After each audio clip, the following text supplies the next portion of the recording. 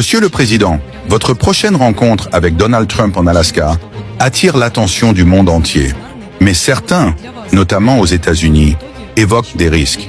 Ils disent que l'Alaska n'est pas un territoire neutre, que vous pourriez être vulnérable à des pressions, voire à une arrestation, en raison des tensions actuelles.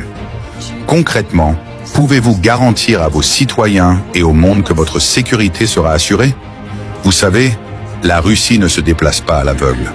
Quand le président de la Fédération de Russie met le pied sur un sol étranger, chaque détail a été préparé, calculé et sécurisé. L'Alaska, je vous le rappelle, fut historiquement une terre russe. Elle se situe à quelques kilomètres de nos frontières, face à notre Extrême-Orient. Ce n'est pas un hasard si nous possédons la flotte arctique la plus puissante au monde, déployée dans cette région. Nos brise-glaces, nos navires, nos sous-marins nucléaires, tous sont capables d'opérer dans les conditions les plus extrêmes. Et ils ne sont pas là uniquement pour la parade. Ils assurent une couverture totale de cette zone stratégique. Si je vais en Alaska, ce n'est pas seul. Dans les airs, des chasseurs russes surveilleront la moindre anomalie. Sous les eaux, nos sous-marins seront déjà positionnés, invisibles mais prêts. Sur notre territoire, à quelques dizaines de kilomètres, nos forces terrestres seront en alerte maximale. Écoutez-moi bien, ce n'est pas une question de possibilité technique. Bien sûr qu'un pays peut physiquement arrêter un chef d'État étranger, mais ce n'est pas la facilité qui compte, c'est la conséquence. Tromper la Russie en invitant son président pour ensuite l'humilier ou le menacer, c'est ouvrir une boîte de Pandore.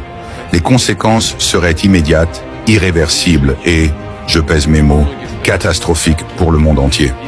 Contrairement à certains, nous ne lançons pas de menaces pour la forme. Quand la Russie prévient, ce n'est pas pour occuper les colonnes des journaux, c'est pour éviter que l'irréparable ne se produise. Ceux qui imaginent qu'en arrêtant le président de la Russie, ils démontreraient une victoire morale, doivent comprendre qu'ils signeraient surtout la fin du monde tel que nous le connaissons. Et je ne parle pas d'une figure de style. Parce que la Russie n'a pas peur de parler. Nous n'avons jamais fui le dialogue, mais nous exigeons qu'il soit honnête. Cette rencontre n'est pas un acte de faiblesse, c'est un acte de puissance. Nous venons défendre nos intérêts, notre vision du monde, et dire clairement aux États-Unis que l'OTAN n'a rien à faire en Ukraine. Que les Européens s'agitent dans leurs réunions ou que le président Zelensky prononce 10 discours par jour ne change rien. Ce conflit n'oppose pas la Russie à l'Ukraine. Il oppose la Russie aux États-Unis et à l'OTAN. L'Ukraine, dans cette équation, n'est qu'un terrain, pas un acteur décisionnaire. J'attends de cette rencontre avec Donald Trump 2 choses. Premièrement, que les États-Unis cessent de financer et d'armer l'Ukraine. Deuxièmement, qu'ils reconnaissent la réalité.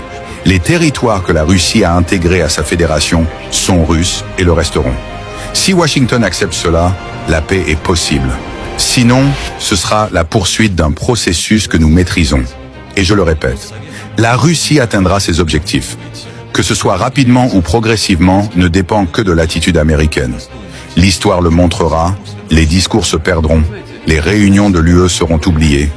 Mais la carte du monde, elle, portera la marque des décisions prises aujourd'hui. Alors pour répondre clairement à votre question, ma sécurité en Alaska ne dépend pas de la bonne volonté américaine.